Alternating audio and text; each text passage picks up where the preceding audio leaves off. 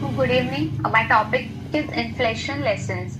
The Reserve Bank of India will have to be more accurate in its prediction. September 2025 में जो retail inflation है वो 1.54 रही है, जो कि अब तक की 99 मंथ्स में सबसे कम है। ये डाटा आरबीआई के लिए इम्पोर्टेंट है बिकॉज ये मॉनेटरी पॉलिसी डिसाइड करता है। अगस्त को छोड़कर इस फाइनेंशियल ईयर में एवरी मंथ रिटेल इन्फ्लेशन जो है वो डिक्लाइन ही हुआ है। फर्स्ट हाफ में एवरेज इन्फ्लेशन रेट जो था वो 2.2% हो गया रहा और आरबीआई ने 2% से लेके 6% जो डिसाइड किया है उसके अंदर ही रहा। कम इन्फ्लेशन रेट के इफेक्ट्स भी हुए हैं, जैसे कि अब तक आरबीआई का एम रहा है 4%, और जब इन्फ्लेशन 6% के पास होता है तो आरबीआई कुछ इसके एम्स को करता है, मीट करने की बात करता है। तो अब ये भी क्वेश्चन जनरेट हो रहा है कि क्या कंटिन्यू इन्फ्लेशन जो कम हो रहा है, जो 4% पे आ गया है, तो उसके लिए भी आरबीआई कुछ एम ऐसे कुछ ट्राई करेगा क्या?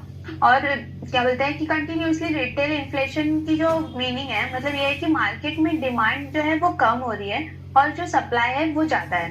फॉर एग्जाम्पल, जैसे अभी क्लोथ्स और फुटवेयर का है, उसमें इन्फ्लेशन जो था रेट वो सितंबर 2025 में 2.3% था, पर अब लास्ट 2 ईयर से ये भी कम हो रहा है।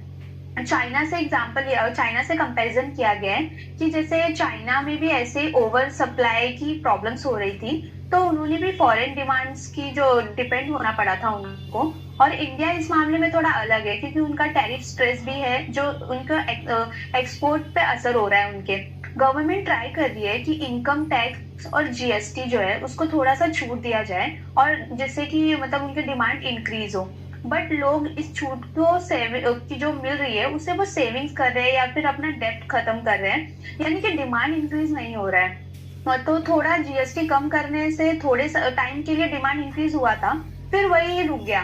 तो इसका सोल्यूशन यही है कि जो पेमेंट को इंक्रीज उनकी जो पेमेंट आती है उनको इंक्रीज करना चाहिए, जिससे लोगों की परचेसिंग पावर जो है थोड़ी इंक्रीज हो जाए।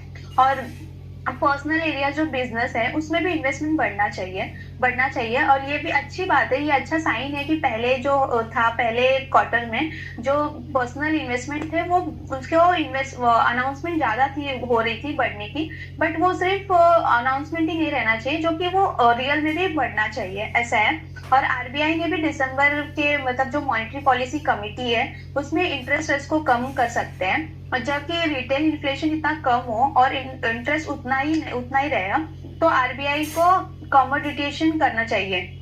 अप्रैल में जो आरबीआई ने 4% इंटरेस्ट का प्रिडिक्शन किया था, बट सितंबर तक वो प्रिडिक्शन 2.6%